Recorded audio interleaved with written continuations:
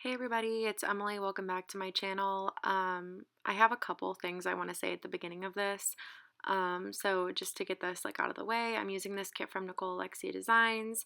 I decided to do the celestial theme. I decided this with my friend Ilze. We thought this would be kind of appropriate for this week. And then I also just want to say that the topic that I'm going to be discussing um, I'm going to be speaking from personal experiences, and obviously, I'm putting this on the internet, and that's a very scary thing to do. So, if I seem a little off, that's why. I also did write down everything that I wanted to talk about to not miss anything, but also, like I said, this is very difficult to talk about. So, it took me a bit to write it. I think that it would have been more difficult if I didn't write it all down. So, I want to start off with a trigger warning. So, today's topic is on self harm and dips into mental illness and possibly suicide. If any of these topics trigger you, please feel free to exit this video or mute me if you want to just watch me put down some stickers. I appreciate you so much, and I just want to make sure that you are comfortable here. So, I also want to note that I am not a mental health professional. I will be leaving some resources down below if you would like to visit those for more information and for support. So, oh my gosh, I'm so nervous. Today, I'm going to be speaking from my own personal experiences and some things that I have found to work for me in hopes to spread awareness, information, and tips, and to let anyone out there struggling know that you are not alone and I am here for you. I already kind of messed up because I didn't say, but today we're going to be talking about self-harm for Self-Injury Awareness Day, which was March 1st. I did want to get this video up then, but I've been really busy, and like I said, this was a very hard thing to write about, let alone talk about, so I'm just going to go ahead and get into it.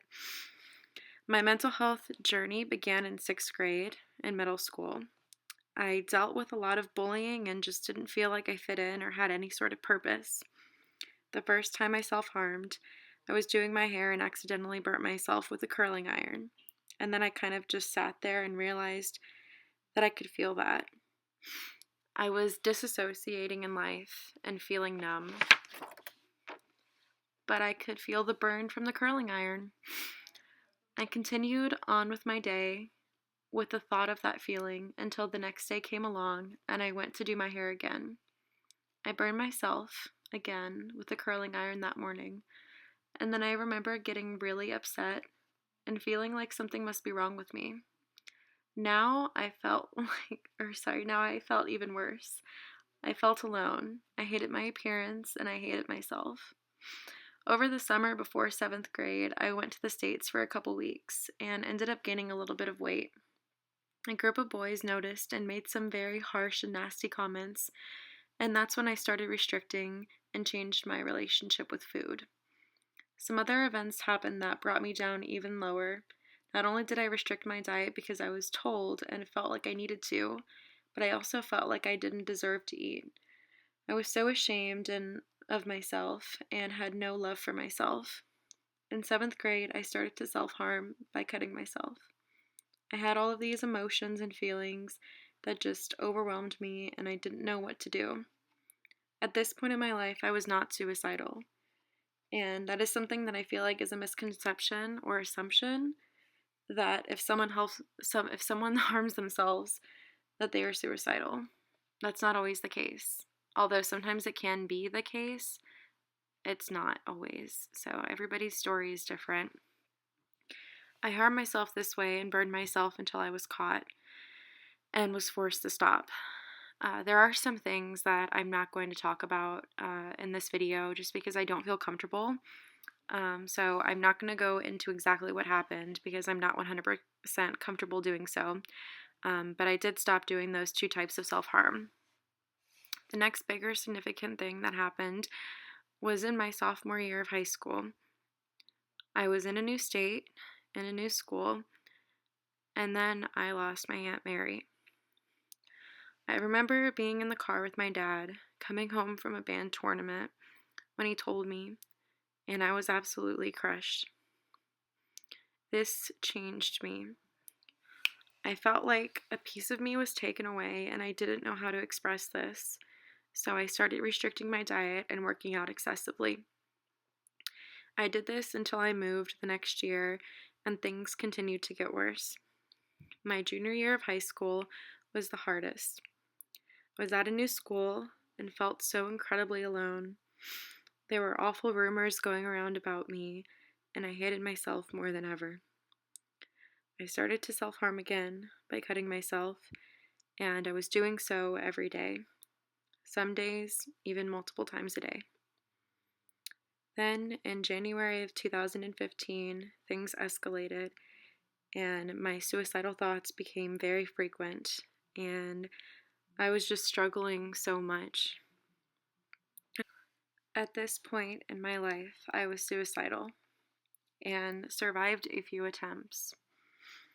Again, I'm not comfortable going into this yet, but I wanted to mention it. A few months went by of this, and me being so overwhelmed with emotions, feeling absolutely miserable, and harming myself multiple times a day. And then in April, somewhere around the 21st, I can't find the exact date, one of my friends came into the locker room when I was changing without me knowing, and she saw my cuts. She went to the counselor and told her that she should check in with me. I remember her calling me to her office, and she was also the cheer coach at the time, so it wasn't very odd for me to go in there and talk with her. And I sat down and she said, how are you doing? And I said that I was doing okay. And then she said, are you sure? And I absolutely broke down.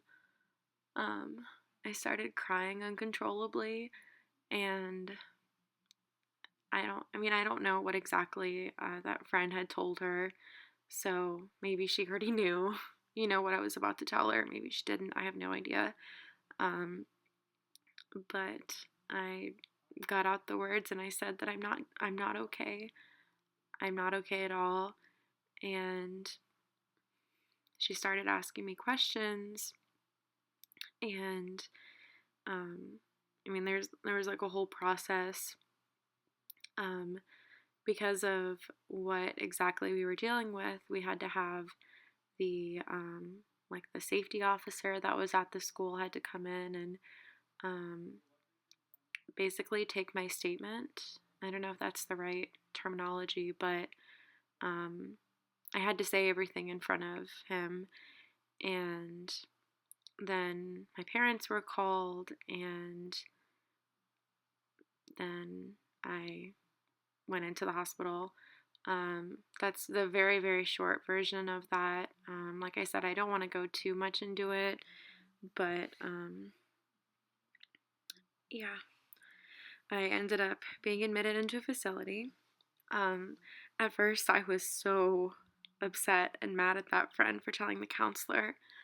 I felt like she was betraying me and that it was not her place at all, and that I was just so upset. And then after I was in the hospital and I started accepting treatment, I realized that she saved my life, and that there's a possibility that if she didn't walk in that day, or even if she did and she didn't tell the counselor, that I wouldn't be here today. And just thinking about that is insane. While I was in the hospital, I learned so much and learned that I was not alone and that it was okay to not be okay. I learned a lot while I was in the hospital. A few coping skills that helped me directly related to self-harm were writing and addressing what is going on, and drawing on my leg or wherever you self-harm. I learned so much more that related to my diagnoses of severe depression and my anxiety disorder, but I wanted to focus solely on my self-harm journey today. I am open to talking about those other things in the future. I just want to focus on self-harm today. When I got out of the hospital, it was a really tough adjustment, but I managed to not injure myself for a while. I opened up to that friend that I told the counselor, and she was there for me, and she made sure that I was doing okay. I learned how to speak up for myself, and it was like I was doing really, really well.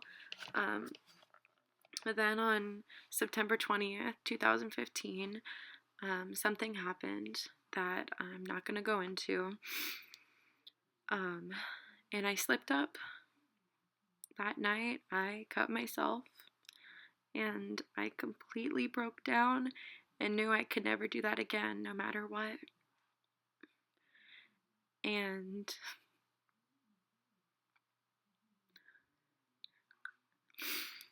I can proudly say that today I have been free of self-harm for over 5 years. I celebrate every year on September 20th, but really every day is a win, because it's not like these urges, these desires, these thoughts simply just go away. I ended up getting that date tattooed on my thigh as a reminder and as an extra step in my plan to never harm myself again.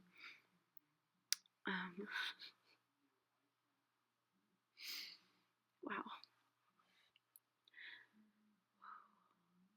That's kind of my story. If you made it to the end of this, I just want to say thank you so very much for listening to my journey. It means so much to me to be able to talk about this and spread awareness. If you are struggling, I want you to know that you are not alone. My DMs are always open, and I will gladly be on your support team. I will have some resources listed down below if you would like to look at those. Thank you again so much for joining me. I hope you are doing well and staying safe. And remember that you are not alone and that we've got this. I will see you guys in my next video. Bye.